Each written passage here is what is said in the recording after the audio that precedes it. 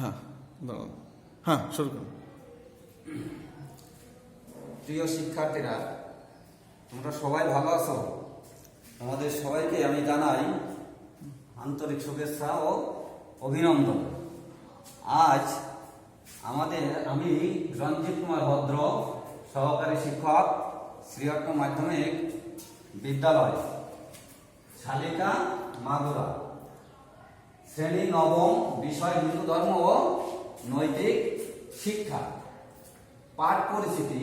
আজকে আমাদের পাঠের বিষয় স্রষ্টা ও সৃষ্টি। শিখন ফল উপাসনার ধারণা জানতে পারবে। পাঠ 5, উপাসনা। আমরা জানি স্রষ্টা একজন এবং সমস্ত সৃষ্টির মূলে আছেন স্রষ্টা বা ঈশ্বর। এই উপাসনার আক্ষরিক অর্থ ঈশ্বরের সান্নিধ্য লাভ। উপাসনার আক্ষরিক অর্থ ঈশ্বরের সান্নিধ্য লাভ। আর এই ঈশ্বরের সান্নিধ্য লাভের জন্য যে কর্মটি করা হয় সেটাই উপাসনা। উপাসনার মাধ্যমে সাধক বা ভক্ত ঈশ্বরের অনুকম্পা লাভ করে। আর ঈশ্বরের অনুকম্পা লাভ করলেই সে সুখে এবং শান্তিতে থাকতে পারে। তাহলে আমরা এর আগে জেনেছি সমস্ত কিছুর মূলে আছেন কে? ঈশ্বর বা স্রষ্টা।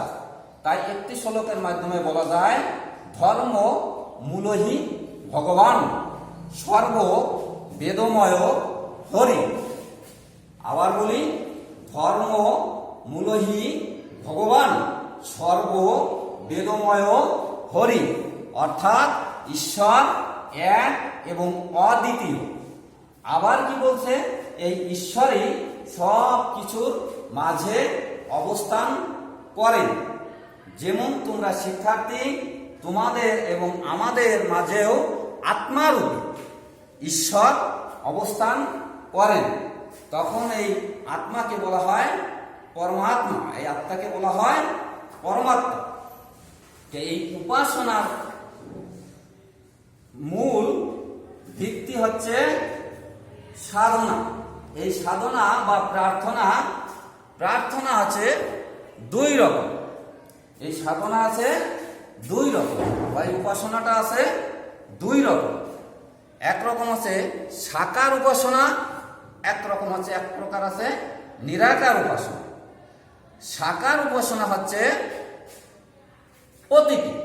সাকার উপাসনা হচ্ছে প্রতীক। কোনো কিছুকে সামনে দৃশ্যমান করে সাকার উপাসনা করা হয়। যেমন হিন্দু ধর্মের সবচেয়ে বড় উৎসব হচ্ছে শারদীয় দুর্গা উৎসব। এই যে আসছে আগামী 22 তারিখ থেকে এই শারদীয় দুর্গা উৎসব শুরু হবে। এই উৎসবটায় আমরা যে বিগ্রহ বা প্রতিমা তৈরি করি, দেবদেবী তৈরি করি, এটাই হচ্ছে সাকার উপাসনা। সাকার মানে সরাসরি দৃশ্যমান। তাহলে উপাসনাটা আমরা জেনেছি কয় রকম? 2 রকম। কি কি? সাকার উপাসনা এবং নিরাকার উপাসনা। সাকার উপাসনাটা দৃশ্যমান, বিগ্রহ প্রতিষ্ঠা করে তৈরি করে যে উপাসনা করা হয় সেটাকে এই সাকার উপাসনা বলে। আর এই সাকার উপাসনায় হলো দেবদেবী। তবে এই দেবদেবী আবার ঈশ্বরেরই সাকার রূপ। ঈশ্বরেরই সাকার রূপ হচ্ছে দেব দেবী। আর যে নিরাকার উপাসনা, অনেকে আছে কোনো কিছুই প্রতীক আকারে তৈরি না করে স্বয়ং ঈশ্বর আছেন বিশ্বাসে এবং অন্তরে সেটা ধারণ করে নিরাকার নির্গুণ ব্রহ্মের উপাসনা করেন। নিরাকার নির্গুণ ব্রহ্মের উপাসনা করেন। তিনি কিভাবে ঈশ্বরকে উপলব্ধি করেন? সর্বং খলিদং ব্রহ্ম। সর্বং খলিদং ব্রহ্ম, অর্থাৎ ব্রহ্ম সব কিছুর ভিতরে আছেন। এই উপলব্ধি থেকে তিনি হৃদয়ে সেই ব্রহ্মকে ধারণ করে তার সান্নিধ্য লাভের জন্য এক ঈশ্বর বা ব্রহ্মের উপাসনা করেন। একেই বলা হয় নিরাকার নির্গুণ ব্রহ্মের উপাসনা। এই নিরাকার নির্গুণ ব্রহ্মের উপাসনায় কোনো প্রতীকী নির্বাচন নেই বা করা হয় না। এখানে বলা হচ্ছে বৃহদাত ব্রহ্ম, অর্থাৎ এই ব্রহ্ম সর্ববৃহৎ, সব কিছুর ভিতরে আবার তিনি অনুসত্তা রূপে, একেবারে ক্ষুদ্রাতি ক্ষুদ্র সত্তা রূপে, পরমাত্মা রূপে অবস্থান করছেন, আছেন। এই বিশ্বাসে নিরাকার নির্গুণ ব্রহ্মবাদীরা উপাসনা করে থাকেন। এই উপাসনাকে বলা হয় নিরাকার নির্গুণ ব্রহ্মের উপাসনা। এই উপাসনা কারা করেন? এই উপাসনা করেন যোগীরা।